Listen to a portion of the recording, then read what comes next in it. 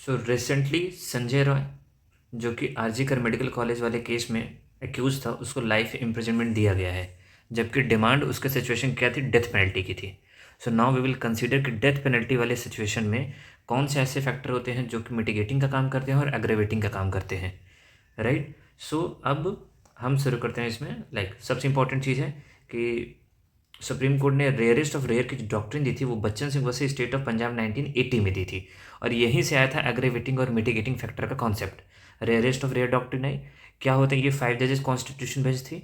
Aggravating circumstances क्या हो सकते हैं कि मान लीजिए प्री प्लान्ड है, कैलकुलेटेड है, एक्सट्रीम ब्रूटैलिटी है, राइट, एक्सेप्शनल डिप्रेविटी है, और यदि मान लीजिए कोई एक्यूज है जो कि पब्लिक सर्वेंट या पुलिस ऑफिसर जो ऑन ड्यूटी है उसको मार रहा है, so this could be considered as aggravating circumstances. But when you talk about the mitigating circumstances, तो ये हो गया कि मान लीजिए एक्सट्रीम मेंटल या इमोशनल डिस्टर्बेंस है, तो नंबर दूसरा एज ऑफ एक्यूज जो कि धीरे धीरे डेवलप हुआ, प्रोबेबिलिटी कितनी है एक्यूज की सोसाइटी में इन्वॉल्व होने की। नेक्स्ट क्या है कि रिफॉर्म का चांस है भी या नहीं है। अब मान लीजिए accused acting on the direction of another person, तो ये एक मिटिगेटिंग फैक्टर हो सकता है। If the accused believe the action was morally justified, उसको लगता है कि ये मोरली सही, ये भी एक मिटिगेटिंग फैक्टर हो सकता है। अब बच्चन सिंह के बाद क्या हुआ कि न्यू फैक्टर भी इसमें जुड़ना स्टार्ट हुए थे, और उसमें पहला इंपॉर्टेंट फैक्टर बना एज ऑफ एक्यूज, और जिसके रिगार्डिंग में 2 केस हैं, Ram Naresh and others versus state of Chhattisgarh, और दूसरा राम नरेश और Ramesh versus state of Rajasthan 2011। और इसमें सिंपल बोला कि एक्यूज यंग पर्सन वो है जिसकी एज 30 है, बिलो 30। तो ये इंडिकेट करता है कि रिफॉर्म हो सकता है, राइट।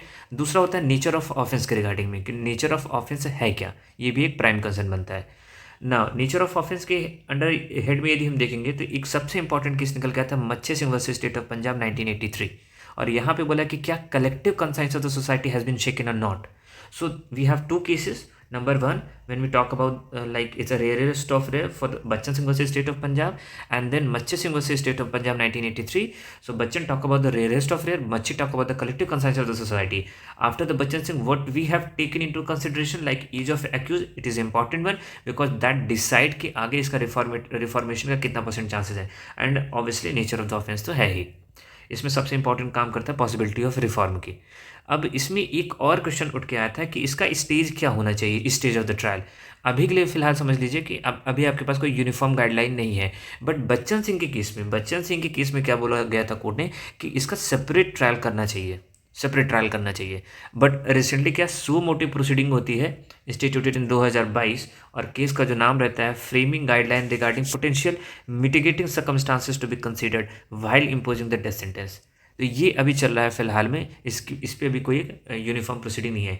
सो बेसिकली हमारे पास 2 केस हैं, बच्चन सिंह, मच्छी सिंह, और एग्रेवेटिंग सर्कमस्टांसेस, ये 3 पॉइंट है, मिटिगेटिंग के 4-5 पॉइंट ही हो गए। Consideration age of accused, nature of offence. So it might be situation कि संजय रॉय जो एक्यूज था उसको बेनिफिट मिला, वो एज ऑफ एक्यूज का मिला, वो एज ऑफ एक्यूज, क्योंकि जो उसकी एज थी संजय रॉय की वो थी 35। इन आरजी करके convict Sanjay Roy is 35 year old. So this could be a situation.